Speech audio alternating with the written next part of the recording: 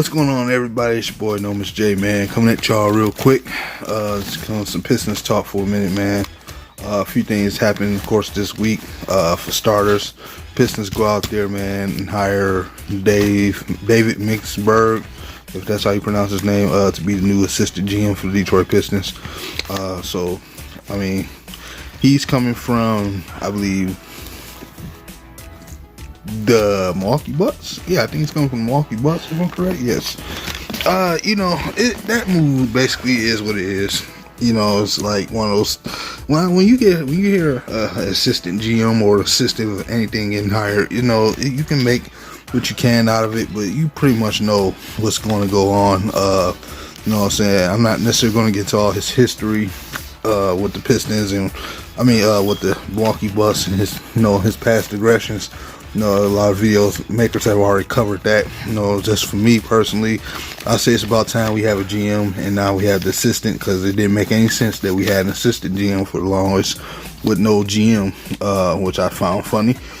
And that one, you know, I was talking about Malik Rose on that part, but anyway, then they decided to, last couple days, they decided to go ahead and allow Dante Hall to sign with the New Jersey Nets.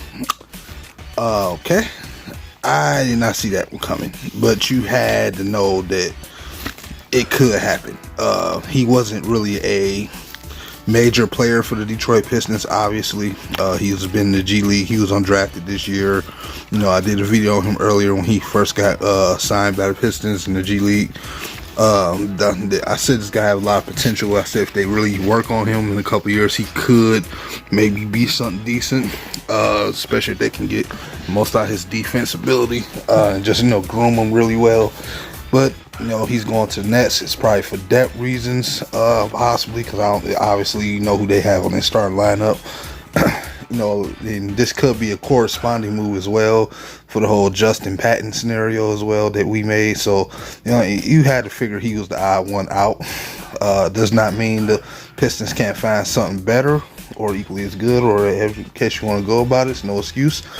You know, it sucks to see a young player go before we can even really get a chance to see what he could do for him in the NBA level. I mean, in the G League level, he was doing really good. You know, he was down there dunking on people, blocking shots, playing hard-nosed defense, rim protecting, everything you want to see a young player do. But, you know, he kind of was slow on the learning curve. You can tell he was a little lost out there when you got to the real NBA. So, you expect it to happen, man. No, we don't know what's going to go on with the season. I'm not sure what's going to happen with the season yet. I think they're still talking about coming back by the end of July, or the end of this month, I should say. And if they do, I don't know what's going to go down, how they go about it. I still don't quite know, man, to say about that. It's pretty much, I'll say this. There was a story, and I think Detroit Drew did a video on it yesterday, if I'm correct, about they're saying Derrick Rose, his reemergence is making, they could hurt the Pistons, and that is stupid. However, I wonder if that's some kind of hint that they go try to screw us in the lottery whenever the draft does happen. I wonder if that's a hint that they're going to try to screw us in the lottery, man, because you gotta know, for them to come out with a post like that, it just sounds stupid for them to just make something like that. But when I think about it, the only thing I can say is that us having two superstar caliber players on the roster can only mean that they're going to screw us in the lottery, even though we had a really downward season this year. And I feel like that sucks. And if they do that, I'm going to be pissed. But other than that, that was a stupid post. I'm just going to debunk that right now with just 2 seconds of words. It was stupid. You know what I'm saying? I don't know how that makes his reemergence makes us too good. I think that makes us too smart to get a guy like him on that cheap deal that we got him for.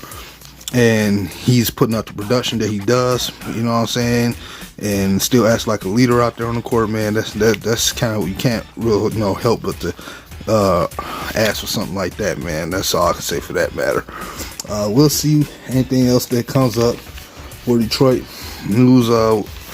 You know what I'm saying? If I had to take a wild guess, though, man, depending on what the Pistons might do in the off season, I think they'll go and get 2 veteran players at both main positions that we need help at, which is the point guard and center this year. And I think they'll draft maybe another shooter. I have reason to believe they'll draft another shooter this year, because you got some guys that's going to be coming off the books, specifically Langston Galloway.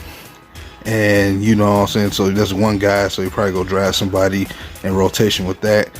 We don't know who all is going to play. You know, if you go, by the way, if you look on Twitter, speaking of guards, there's a video of Jordan Bone working out. I think he hit like 10 threes in a row or something like that. The guy has been known that he can shoot. He can really do a lot of good things. I think it's just he has to get the true opportunity now on the NBA level.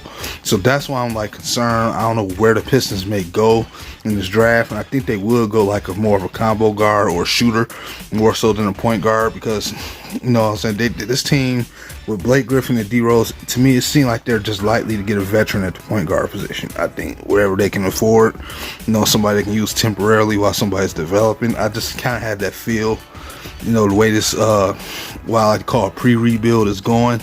I know a lot of people probably not agree with me on that, but this is kind of how I feel about it, man. So I'll leave that in the comment section, man. What y'all want to see happen? What do y'all think about everything I had to say about the? What do y'all feel about the hire for Dame Mintzberg? I think it was a good hire for the most part. About time they revamped this front office, because I don't even know how you go 2 years without a GM. That's just crazy to me. But yeah, y'all leave in the comment section, man. I just wanted to come update y'all with something. It's your boy Nomis J, man. Y'all check in on the boys on Above the Rim tonight at 7 o'clock p.m. And I'm out here, man. Peace.